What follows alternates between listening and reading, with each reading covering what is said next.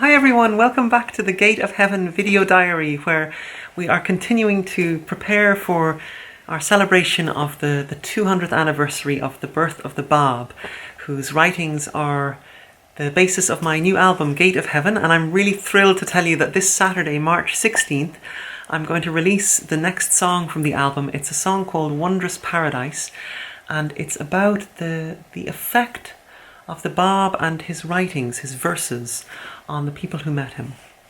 So look out for Wondrous Paradise on March 16th. In order to prepare for the release of that song, I thought we could continue our journey through the Dawnbreakers.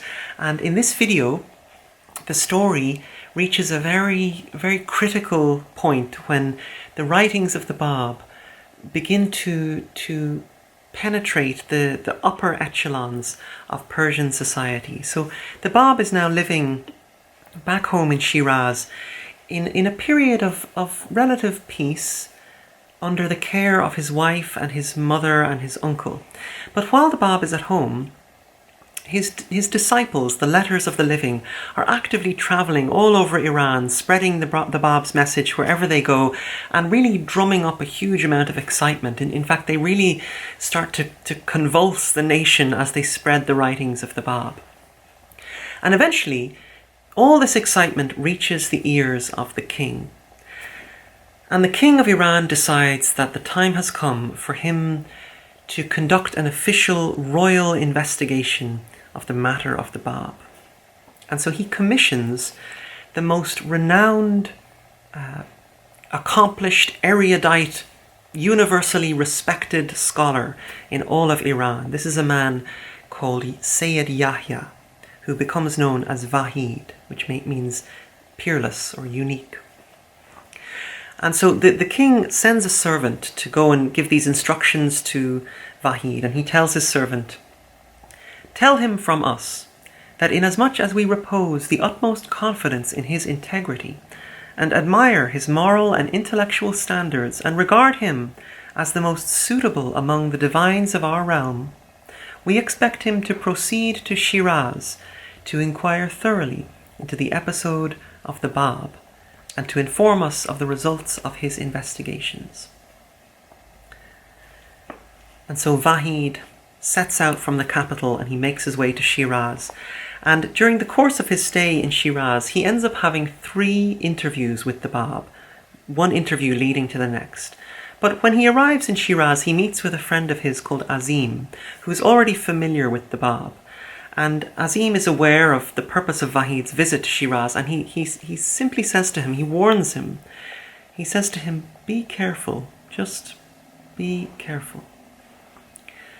But Vahid is full of confidence in his own knowledge and his accomplishments, and really he knows that he has the respect and admiration of the whole country behind him. And so he goes to meet with the Bab for this first interview. And he sits with the Bab and he fires all sorts of questions at him. And he fires really, really challenging questions about the most abstruse, bewildering, metaphysical passages of the Quran. And the Bab listens patiently to Vahid's questions, and he gives him short, concise, but totally satisfactory answers. And this goes on for about 2 hours. And after 2 hours of this, Vahid starts to feel this strange sense of embarrassment, because he starts realizing that this young merchant is possessed of this really extraordinary wisdom that he has never seen before. And not only that, but he starts to become aware that his own motivations in firing all these questions at the Bab have partially been to just show off the vastness of his own learning. And he starts to feel humiliated before the Bab. And so he asks the Bab if he could come back another time and continue the conversation later. And the Bab agrees, and so Vahid goes away and he goes back to his friend Azim, and he tells him about this strange loss of confidence that he experienced. And Azim says to him, "I warned you, be careful, just be humble." And so Vahid then prepares for his second interview with the Bab, and this time he prepares all his questions, a whole new selection of questions in advance, so that he's well prepared when he goes in. But as he comes to as he enters the presence of the Bab, he finds that all the questions he had prepared have vanished from his memory. And yet, as the conversation unfolds, the Bab, in the course of his speech, is actually answering each and every question that Vahid had forgotten to ask him. And he's shaken by this, but he tries to write it off as just a strange coincidence. But his confidence is shaken, and again he asks the Bab if he could come back another time and continue in a third meeting. And so Vahid goes away and starts preparing for his third meeting with the Bab. But this time he decides that he's not going to prepare any questions. He's just going to hold a desire in his heart. And his desire is that the Bab, without being asked, will spontaneously write a commentary on a specific chapter of the Quran, which is called the Surah of Kawthar, or Abundance. And this Surah of Kawthar is one of the shortest chapters of the Quran. It's just a few lines long, but these words are very dear to Vahid's heart, and he desires that the Bab will write this commentary, unraveling the mysteries of this surah in a style that is totally different from the prevailing standards of the time, of the writing standards of the time. And so he holds this desire in his heart, and he goes to the Bab's home.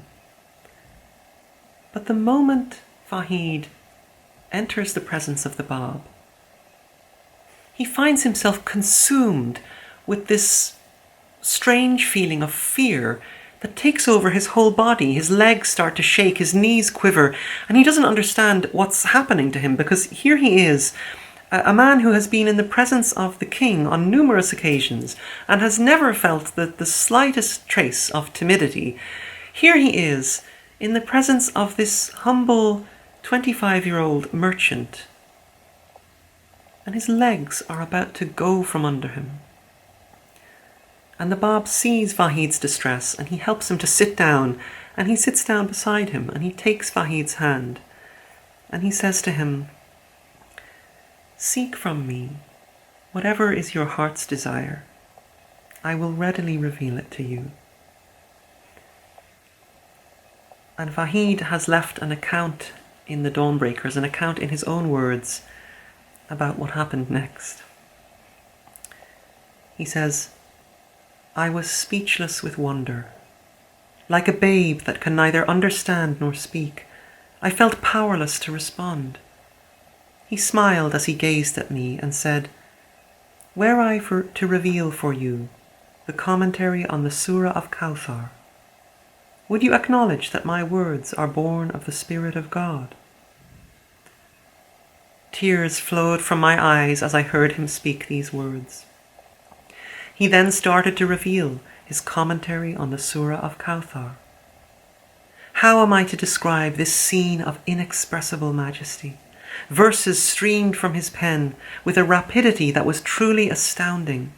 The incredible swiftness of his writing, the soft and gentle murmur of his voice, and the stupendous force of his style amazed and bewildered me.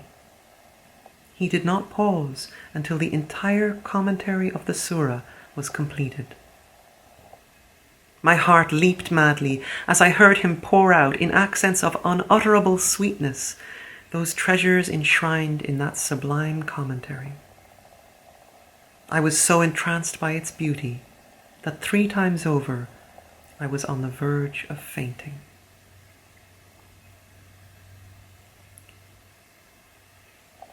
And so, with tears in his eyes, the most wise, the most respected, the most acclaimed and influential scholar in all of Iran, the very man in whom the king had placed his trust to investigate the matter of the Bab, has fallen into this transcendent state of rapturous love for the Bab and his writings.